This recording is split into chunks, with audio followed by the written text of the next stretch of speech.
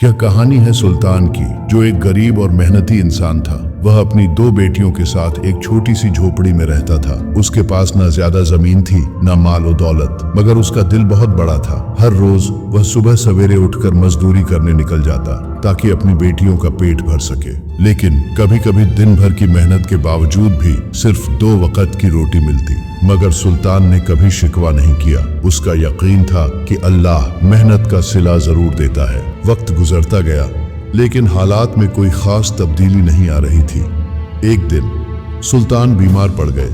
उनकी तबीयत इतनी खराब हो गई कि उन्हें दवा की जरूरत थी, मगर दवा खरीदने के लिए भी उनके पास पैसे नहीं थे।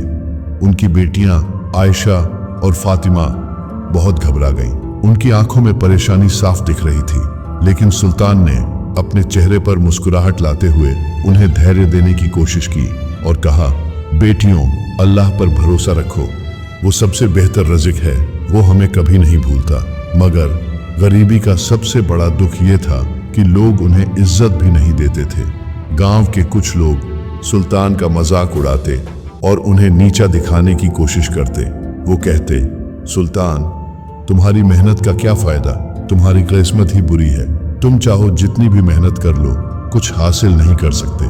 आयशा और फातिमा ये सब बातें सुनती थीं, लेकिन वो चुपचाप सह लेती थीं। उन्हें सिर्फ एक ही फिक्र थी, उनके बाबा की सेहत। वो चाहती थीं कि उनके बाबा जल्द से जल्द ठीक हो जाएं और उनकी जिंदगी में थोड़ी खुशी और आराम आ जाए।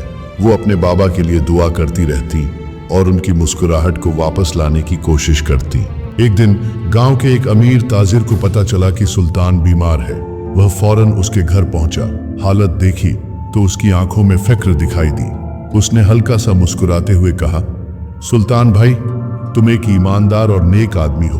तुम्हारी मेहनत और ईमानदारी का मैं हमेशा कायल रहा हूँ। मैं चाहता हूँ कि तुम मेरी मदद करो और मैं तुम्हारी।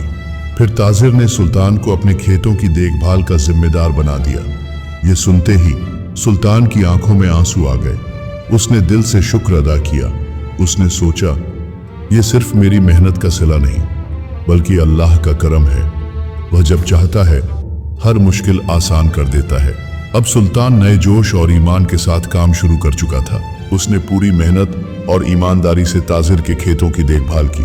धीरे धीरे उसकी हालत बेहतर होने लगी। घर में खुशियां वापस आने लगी थीं। बेटियां आयशा और फातिमा जो रोज दुआ करती थीं, उनकी दुआ कबूल हो गई थी। अब उनके बाबा बीमार नहीं रहते थे और घर का चूल्हा हमेशा जलता था। घर में खाना भी था और हंसी भी। कुछ महीने गुजरे और सुल्तान की मेहनत रंग लाने लगी। ताजिर ने उसको एक छोटा सा बाग दे दिया जो अब उसका अपना था।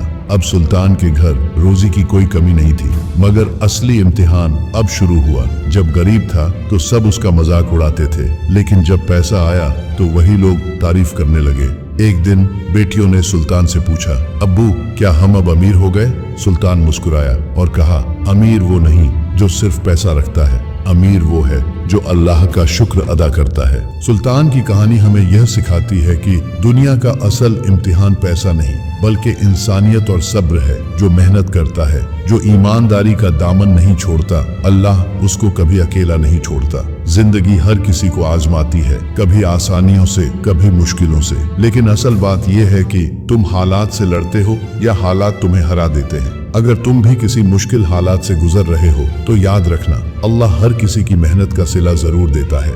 बस यकीन और सब्र जरूरी है।